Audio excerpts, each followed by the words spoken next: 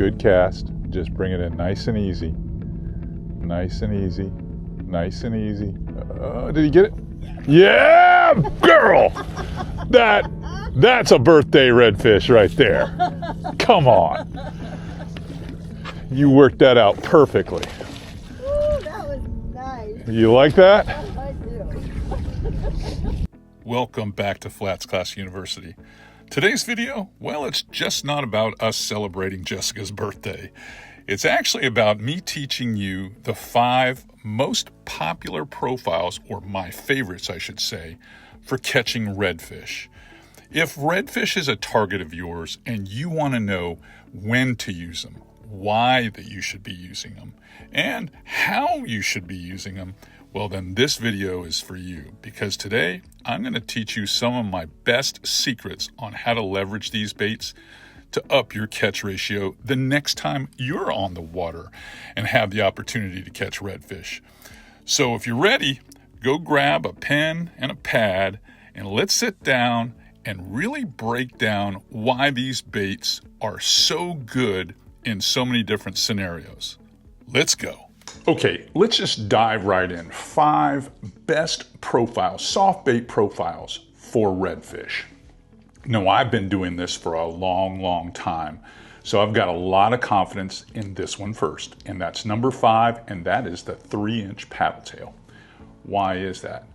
Number 1 reason is it's just simple to rig.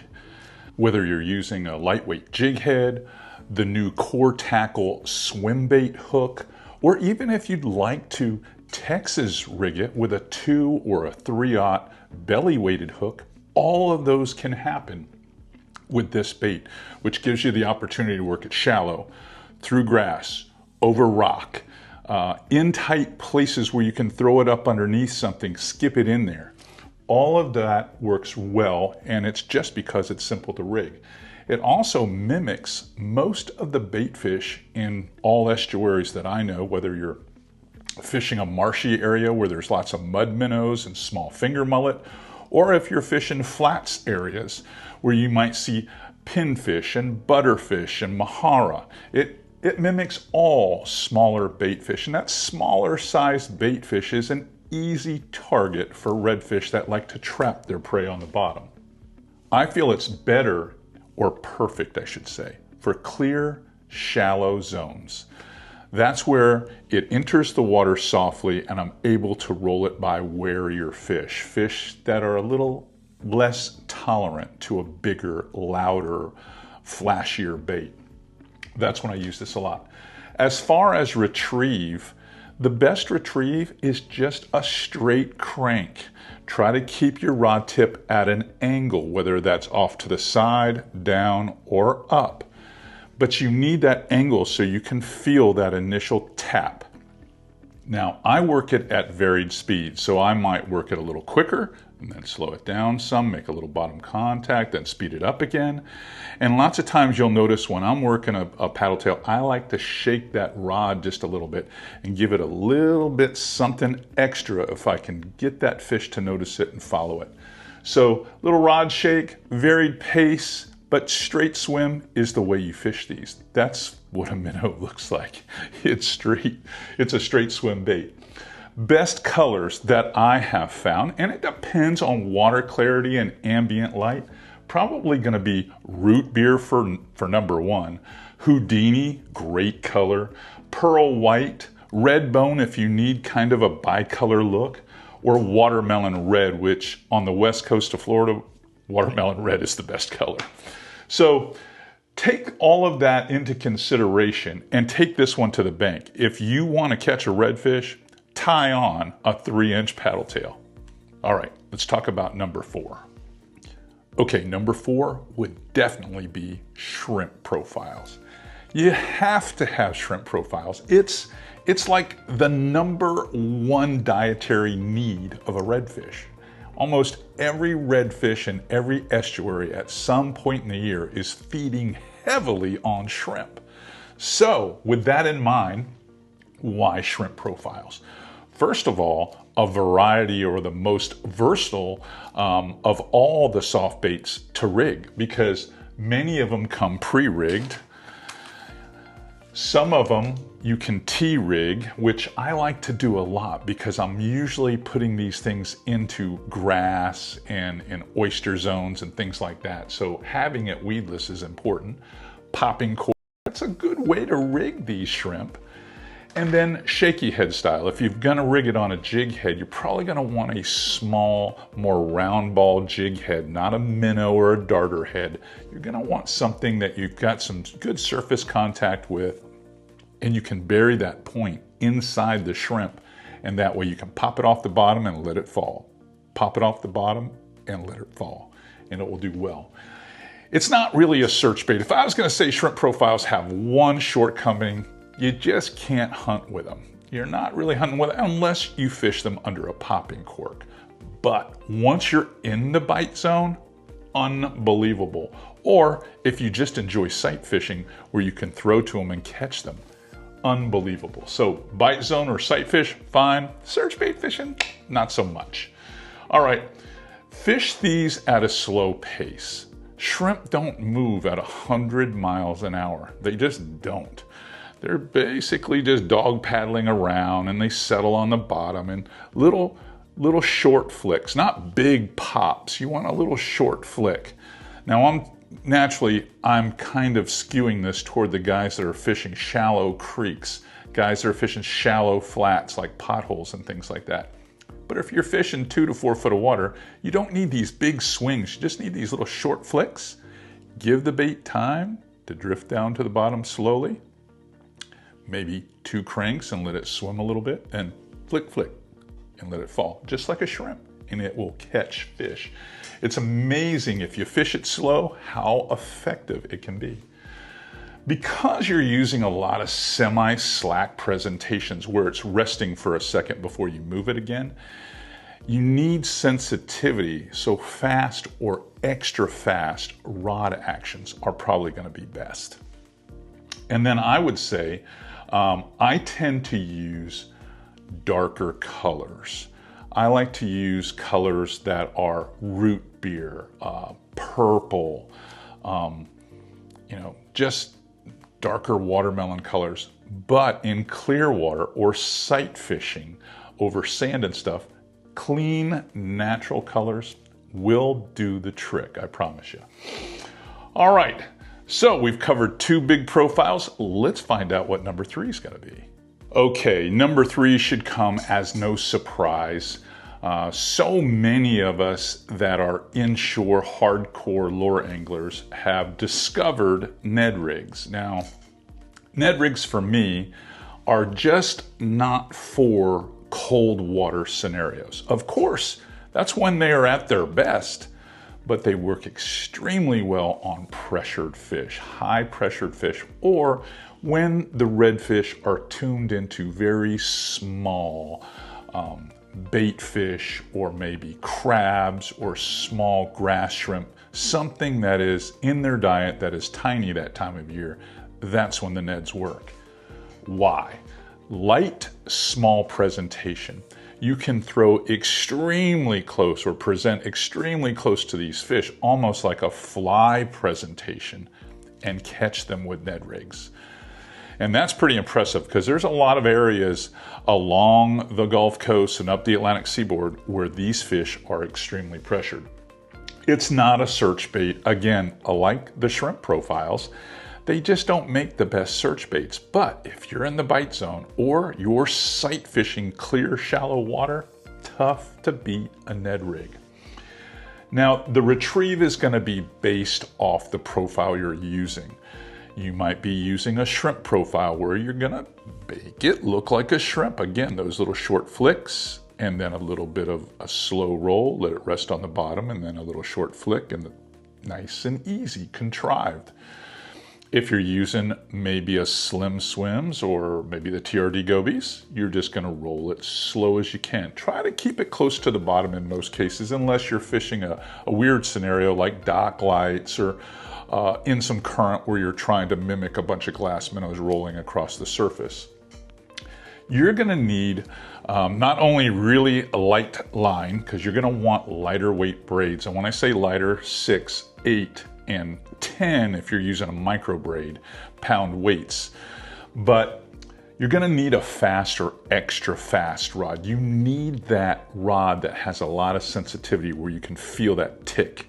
Because usually they gently come up and get these. They don't smash them. They just gently come up and just get them. And when they do, you want to be able to feel it right away so you can react. It's not, you need the rod to bend a little bit into the blank, but you're gonna need to get that hook set initially on that lighter line. So fast to extra fast. My go-to profiles for Ned rig fishing, they're always going to be the Salty Ned Shrimp, the Finesse TRD, and probably the TRD Gobies. Those would be the best for me. I'm a Z-Man guy, so those are the best for me. I know there are some other brands out there like 6 Sense and a few others that have specific Ned profiles, but those are the ones that work for me. You just make them work for whatever brand that you're loyal to, and it works. All right, let's talk about number 2. Okay, number 2 for me on the countdown for best redfish soft bait profiles has to be a wedge tail. In my world, it's the Mullotron, and it's just because almost every backcountry or marsh estuary that I target has these little 4 and 5 inch finger mullet in them, and they're everywhere. So bigger profile gives you a really good signature, has some drawing power. It's a great search bait. It really is. I blind cast this bait a lot. It's perfect for those breezy or dirty water scenarios. Just does a good job. Versatile rigging. You can rig this on a swim bait jig head. You can Texas rig them. Oftentimes I'll rig them with a big rigging hook and a tungsten bullet weight in front of them, especially if I'm fishing current. I use the core swim bait hook a lot for these, and it works fantastic. Now, I think they're one of the best skipping lures in my bag. If I'm skipping docks, or if I have to skip mangroves somewhere and get it up underneath something, the bait is just the right shape, if you know what I mean. And it doesn't have a floppy tail. It has that stiffer wedge tail. So it's just easier to just backhand slide it under something. It arguably is my go-to for anything that requires skipping. I do use a medium heavy fast rod for this bait most of the time, because I typically, by the time I put a 1/4 ounce something on it, it weighs over a 1/2 ounce, 5/8 or better sometimes. So it is a nice heavy, again, makes it perfect for throwing into the wind, across the wind. It's excellent that way. It gives me great casting distance. As far as retrieves, I like a steady swim. Steady swim, and then sometimes I'll speed it up or I'll slow it down so it can make contact and come over something if it's T-rigged. And then there's lots of times you'll see me, if you watch the show, I'll change directions with my rod so that that bait swims like this and makes a couple of changes in directions. And lots of times if you've got a follower and that thing makes a change in direction, well, it changes your luck and you get a bite. So that is definitely number 2. Can you guess what number 1 is? And don't give up on me yet. I've got a bonus bait for you. That's right, there's a bonus bait. Don't forget, I mentioned that early on. All right, when it comes to soft bait profiles for redfish, for me, it's almost impossible to beat a jerk shad. And that's either a 4-inch jerk shad or a 5-inch jerk shad. It really doesn't matter. A lot of that has to be because it can be fished in every scenario. I can fish it any way I want, either as a search bait or a finesse bait. It's simple to rig, whether you want to pick up a swim bait head for it, a shaky head for it, a football head for it. If you want to fish it T-rig style, which that's what I do most of the time with a belly weight, it works fantastic. This profile can mimic almost any type of prey, whether it be a baitfish look-alike, a prawn look-alike, or any creature that might be in the water that these fish want to prey on. Needlefish, ballyhoo, stuff like that. It does a good job. The retrieve in most scenarios for me is definitely the twitch and pause retrieve. Now, I'm going to vary that tempo quite a bit until I can unlock what turns them on that day. Sometimes it's twitch, twitch, twitch, and then let it fall. And some days it's twitch, twitch, and then let it fall all the way to the bottom, twitch, twitch. It's up to you to determine the cadence that gets them. All right, they always deliver for me. And I can't say it enough. Many of the brands come scented. You don't have to add scent to them. They're already scented. And the colors that work for me, it just really depends on water clarity and available light. But I can tell you this, any color that mimics a greenback, which would be a darker green or blue back with a white belly, is going to deliver. Gold Rush, which is black and gold. Houdini, which matches a lot of watercolors. If you're fishing it over sand, that's a good color. Pearl White.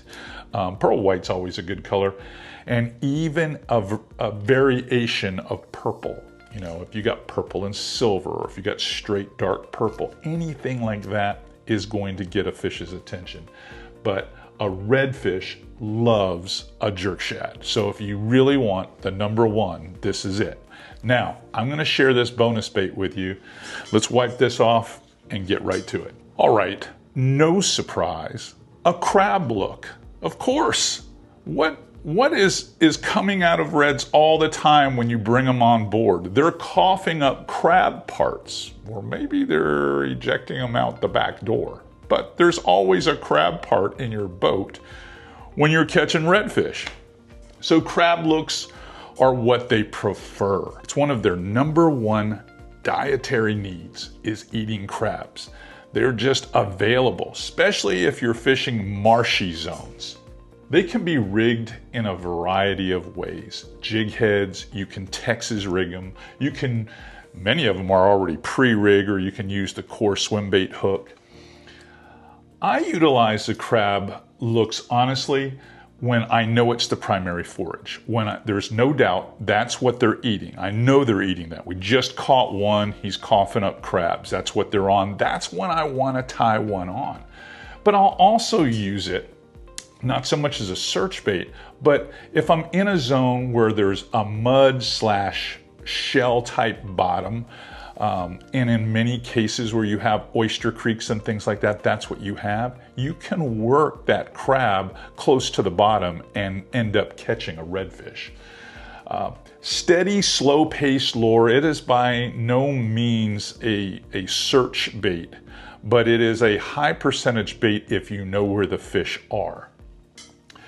I'll fish it at a slow pace with stops, unless I see the fish feeding on top. Now, many of us have experienced those crab flushes before, where you see the crabs coming out of the marsh or out of a creek, and they're just all up on top. And right there at the mouth of the creek, you'll hear a poof, a bust on top, where a redfish will roll up there and just smoke one. Well, that's when I'm rolling it faster and fishing it closer to the top. Now, this probably will not come as a surprise to most of you that love to fish the crab look, but other species really like them too. It's just a rich protein source for them. Cobia, tarpon, black drum, triple tail, snook. I even catch trout with them at times, the bigger trout. So don't think when you're using that crab look that you're just relegated to targeting redfish. You're going to be able to catch, well, darn near anything. So make sure it's in your bag.